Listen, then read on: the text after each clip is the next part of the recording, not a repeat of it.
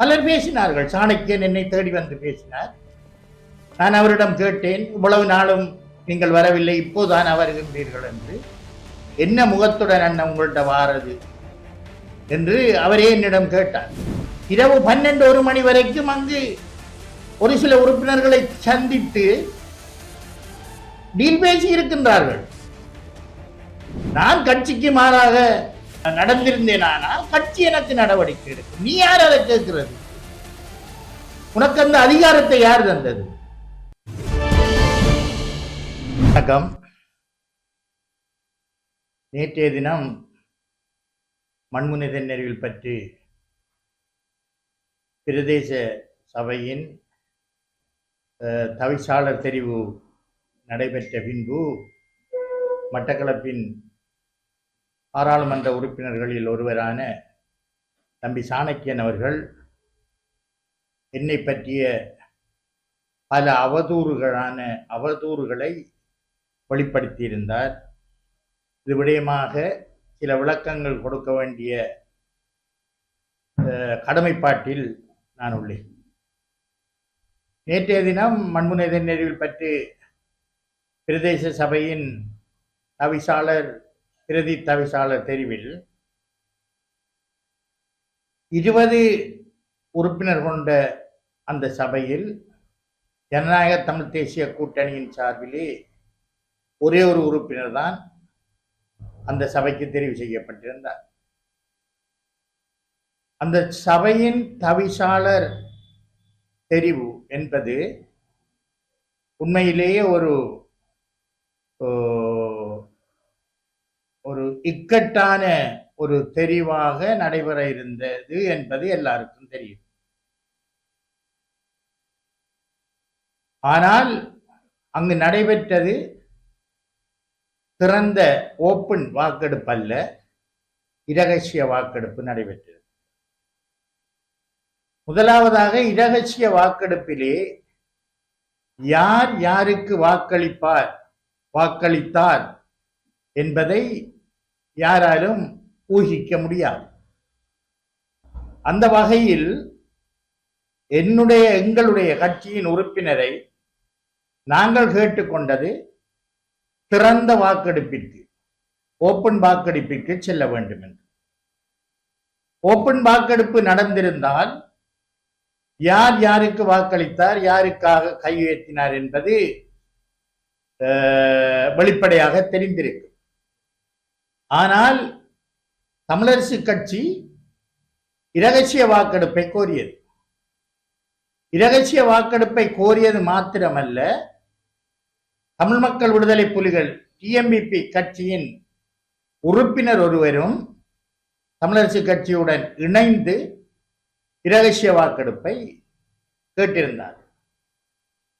அந்த வகையில் அங்கு நடைபெற்றது இரகசிய வாக்கெடுப்பு. அந்த இரகசிய வாக்கெடுப்பிலே எங்களுடைய கட்சியைச் சேர்ந்த உறுப்பினர்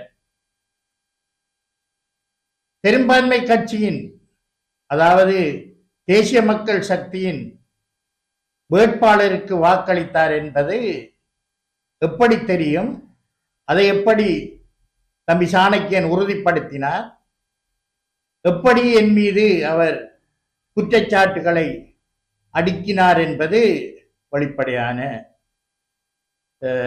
வெளிப்படையாக எல்லோருக்கும் தெரிந்த விடயம். இந்த இரகசிய வாக்கெடுப்பிற்காக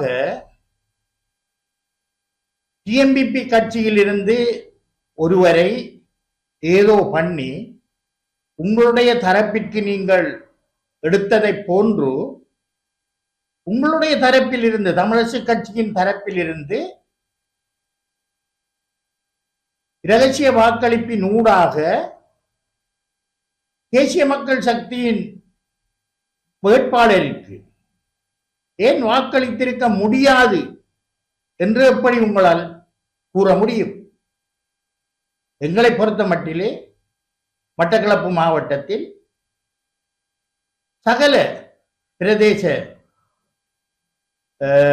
சபைகளிலும் தமிழரசு கட்சியின் வேட்பாளருக்கு எதிராக ஜனநாயக தமிழ் தேசிய கூட்டணி வாக்களிக்கவில்லை. மண்முனைப்பற்ற ஆரையம்பதி பிரதேச சபையிலே அவர்களுடைய தவிசாளர் வேட்பாளருக்காக ஆதரவாக இருந்திருந்தார் எங்களுடைய உறுப்பினர். நேற்று பின்னேரம் தான் மண்முனை தென்னறிவில் பற்றி பிரதேச சபையின் தெரிவு நடைபெற்றது. நேற்று காலையிலே செங்கலடி ஏறாவூர் பற்றி பிரதேச சபையின் தவிசாளர் பிரதி தவிசாளர் தெரிவிலும் கூட ஜனநாயக தமிழ் தேசிய கூட்டணியின் உறுப்பினர் தமிழரசு கட்சியின் வேட்பாளர்களுக்கு தான் வாக்களித்து அவர்களை வெற்றி பெற செய்தார். செங்கலடி பிரதேச சபையிலே ஏனைய மட்டக்களப்பு மாவட்டத்தின் தமிழரசு கட்சியின் ஏனைய பாராளுமன்ற உறுப்பினர்கள் ஒருவரை தவிசாளராக நியமிப்பதற்கிருந்தும் சாணக்கியன் பாராளுமன்ற உறுப்பினர்கள் இன்னொருவரை ஆதரிப்பதாக இருப்பதாக கதைகள் வந்தபோது அங்கு நாங்கள் விசாரித்த மட்டிலே உண்மையாக இந்த பாராளுமன்ற உறுப்பினர்கள் 2 பிரிவுகளாக இருந்தார்கள். இவரால் முன்மொழியப்பட்ட இவரால் ஆதரவு கொடுக்கப்பட்ட ஒரு உறுப்பினர் நேற்று காலையிலே செங்கலடி பிரதேச சபையின் பிரதி தவிசாளர் தெரிவுக்கு சமூகம் அளிக்காமல் சுகஈனமாக வைத்தியசாலையிலே அனுமதிக்கப்பட்டிருந்தார். அந்த வகையில் மண்முனை தென்னறிவில் பற்றி பிரதேச சபையின் தவிசாளர் தெரிவிலே எங்களுடைய உறுப்பினர் தமிழரசு கட்சியின் வேட்பாளருக்கு வாக்களித்திருக்க மாட்டார் என்று எப்படி இவர்களால் கூற முடியும்? உண்மையிலே என்னுடன் பலர் பேசினார்கள். சாணக்கியன் என்னை தேடி வந்து பேசினார். நான் அவரிடம் கேட்டேன், இவ்வளவு நாளும் நீங்கள் வரவில்லை, இப்போதான் வருகின்றீர்கள் என்று. என்ன முகத்துடன் அண்ணன் உங்கள்கிட்ட வாரது என்று அவரே என்னிடம் கேட்டார். அப்ப எனக்கு எதிராக ஏதோ அவர் செய்திருக்கின்றார் என்ற காரணத்தினால் தான் அந்த கேள்வியை என்ன முகத்துடன் உங்களிடம் மாற என்று கேட்டவர். அப்படி இருந்தும் நான் அவருக்கு எங்களுடைய உறுப்பினர் அவர்களுக்கு எதிராக வாக்களிப்பார் என்று கூறவில்லை. அங்கு தவிசாளர் வேட்பாளராக இருந்த தம்பி வினோ அவரும் என்னை வந்து சந்தித்தார். அவரிடமும் நான் உனக்கு வாக்களிக்க மாட்டேன் என்று கூறவில்லை. நேற்று காலையிலே புதிதாக தெரிவு செய்யப்பட்ட மட்டக்களப்பு மாநகர சபை மேயர் பிரதி மேயர் 2 வருடங்களினால் மேயராக அறிவிக்கப்பட்டிருக்கும் மதன் போன்றோர் என்னை தேடி வந்து பேசினார்கள். அவர்களிடமும் நான் உங்களுக்கு வாக்களிக்க மாட்டேன் என்று கூறவில்லை. இறுதி நேரத்திலே 1 மணி 1:30 மணி அளவிலே சுமந்திரன் என்னுடன் டெலிபோனிலே பேசினார். நான் அவருக்கும் உங்களுக்கு எதிராக வாக்களிப்பேன் என்று கூறவில்லை. ஆனால் இறுதி வரை நாங்கள் சில கோரிக்கைகளை அவர்களிடம் வைத்திருந்தோம். அவர்களை பொறுத்த மட்டிலே எந்த கோரிக்கைக்கும் அவர்கள் செவிசாய்க்கவில்லை. எந்த ஒரு சபையிலும் சேர்ந்து ஆட்சி அமைப்பதற்கு முன்வரவில்லை. இன்று முஸ்லிம் காங்கிரசுடன் ஒப்பந்தம் செய்கின்றார்கள். டக்ளஸ் தேவானந்தாவை தேடிச் சென்று அவரிடம் ஆதரவு கேட்கின்றார்கள். விக்னேஸ்வரன் அவர்களை மிகவும் மோசமாக தூற்றியவர்கள் இன்று அவருடன் ஒப்பந்தம் செய்கின்றார்கள். சஜித் பிரேமதாச எஸ்ஜேபியுடன் அவர்கள் ஒப்பந்தம் செய்கின்றார்கள். ஜனநாயக தமிழ் தேசிய கூட்டணி வடக்கு கிழக்கிலே 106 உள்ளூராட்சி மன்ற உறுப்பினர்களை வைத்திருந்தும் எங்களுடன் எந்த விதமான உடன்பாட்டுக்கும் வருவதற்கு அவர்கள் தயாராக இல்லை. ஆனால்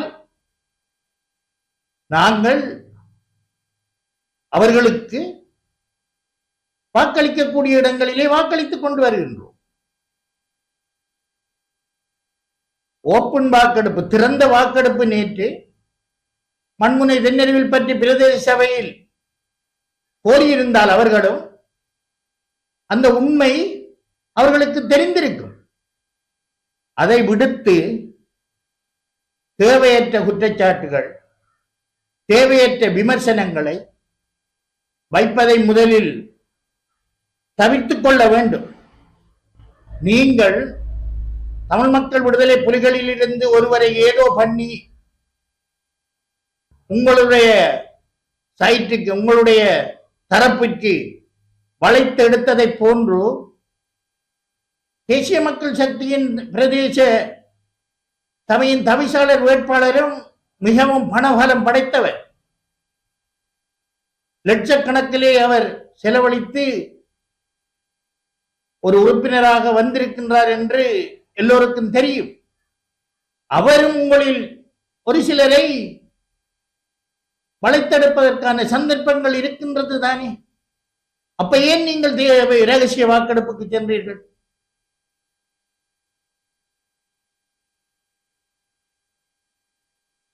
கடைசி வரை நாங்கள் சில கோரிக்கைகள் நிறைவேற்றலாம் என்றுதான் இருந்தோமே தவிர இவர்களுக்கு எதிராக நாங்கள் செயற்பட வேண்டும் என்று இருக்கவில்லை. ஆனால் இங்கு அந்த கலாச்சாரம் மாறி இருக்கின்றது. பிரதேச சபைகளை அமைப்பதற்கு கூட பல டீல்கள் நடைபெறுகின்றது. பண ரீதியான டீல்கள், வேறு பல நலம் சார்ந்த டீல்கள் இங்கு நடைபெறுகின்றது. இன்று பிற்பகல் பட்டிப்பளை கொக்கட்டிச்சோலையிலே தெரிவு இருக்கின்றது. இரவு 12-1 மணி வரைக்கும் அங்கு ஒரு சில உறுப்பினர்களை சந்தித்து டீல் பேசி இருக்கின்றார்கள். இன்று காலையிலே கூட வாழைச்சேனை பிரதேச சபையின் தெரிவின் போது ஜனநாயக தமிழ் தேசிய கூட்டணியின் உறுப்பினர் தமிழரசு கட்சிக்கு சாதகமாக வாக்களித்த போது கூட தம்பி சாணக்கியன் பாராளுமன்ற உறுப்பினர் அவர்கள் கூறியிருக்கின்றார், நேற்று களுவாஞ்சிக்குடியிலே நடைபெற்ற சம்பவத்திற்கு பின்பு நாங்கள் பயந்து தமிழரசு கட்சிக்கு வாக்களித்ததாக. அப்ப நேற்று காலையிலே செங்கலடியிலே தமிழரசு கட்சிக்கு சாதகமாக வாக்களித்தது உங்களுடைய உறுப்பினர், தமிழரசு கட்சியின் உறுப்பினர், அதுவும் உங்களுக்கு சாதகமானவர் நேற்று உங்களுடைய வேட்பாளருக்கு வாக்களிக்காமல் வைத்தியசாலையில் படுத்திருக்கின்றார். நீங்கள் நினைத்திருந்தால் அவரை கொண்டு வந்திருக்கலாம். ரால் தன்னுடைய தலைக்குள்ளே ஏதோ வைத்துக் கொண்டு நாறுது மணக்குது என்று கூறுவதை போன்று தங்களுக்குள்ளே இருக்கின்ற பிரச்சனைகளை, தங்களுடைய கட்சி பிரச்சனைகளை நீங்கள் இன்று நீதிமன்றம் வரைக்கும் கொண்டு விட்டு மக்களை புதினம் பார்க்க வைத்திருக்கும் நீங்கள் என்னை என்னுடைய கட்சியில் இருந்து இடைநிறுத்துவதற்கு, சவால் விடுவதற்கு நீங்கள் ஆரப்பா? உங்களுக்கு என்ன அருகதை இருக்கின்றது? நான் கட்சிக்கு மாறாக நடந்திருந்தேனா கட்சி எனக்கு நடவடிக்கை எடுக்கும். நீ யார் அதை கேட்கிறதுக்கு? உனக்கு அந்த அதிகாரத்தை யார் தந்தது? முதல் உங்களோட கட்சிக்குள்ளே இருந்து உங்களோட கட்சிக்கு எதிராக செயற்படுற நீங்கள் உட்பட உங்களுக்கு உங்களோட கட்சியால் நடவடிக்கையை எடுங்கள். மற்ற கட்சிகளுக்குள் என்ன நடக்கின்றது என்பதை எட்டி பார்க்க வேண்டாம். என்னை பொறுத்த மட்டிலே 43 வருடமாக ஒரே கட்சியிலே ஒரே கொள்கையுடன் தமிழ் தேசியத்திற்காகத்தான் நான் ஆயுத போராட்டமாக இருந்தாலும் சரி, அகிம்சை போராட்டமாக இருந்தாலும் சரி, அரசியல் போராட்டமாக இருந்தாலும் சரி, தமிழ் தேசியத்திற்காகத்தான் ஒரே கட்சியில் 43 வருடமாக நான் பயணித்துக் கொண்டிருக்கின்றேன். ஏனையவர்களைப் போன்று குரங்கு மாதிரி அங்கும் இங்கும் தாவி திரிபவன் நான் அல்ல. ஒன்றை உணர்ந்து கொள்ள வேண்டும். தேசியம் என்றால் என்ன, தமிழ் தேசியம் என்றால் என்ன, போராட்டம் என்றால் என்ன, இந்த போராட்டத்தின் மூலம் ஏற்பட்ட இழப்பு என்ன, தமிழ் மக்களின் தேவை என்ன என்பதை நீங்கள் புரிந்து கொள்ள வேண்டும். வெறுமனே கதிரைக்கும் பதவிக்கும் ஆசைப்பட்டு ஏனையவர்களை தூற்றுவதையோ அல்லது விமர்சிப்பதையோ நீங்கள் உணர்ந்து கொள்ள வேண்டும். உங்களை நீங்கள் சுய பரிசோதனை செய்து கொள்ள வேண்டும். இறுதியாகவும் கூறுகின்றேன், நீங்கள் திறந்த வாக்கெடுப்பிற்கு நேற்று பண்புநெறிவில் பற்றி பிரதேச சபையில் சென்றிருந்தால் உங்களுக்கு தெரிந்திருக்கும் எங்களுடைய வேட்பாளர் யாருக்கு வாக்களிப்பார் அல்லது உங்களுக்குள்ளே யாரு கருப்பாடு இருக்கின்றார்கள் என்பதை நீங்கள் உணர்ந்திருப்பீர்கள் என்பதை உங்களுக்கு கூறி வைக்க விரும்புகின்றேன். நன்றி.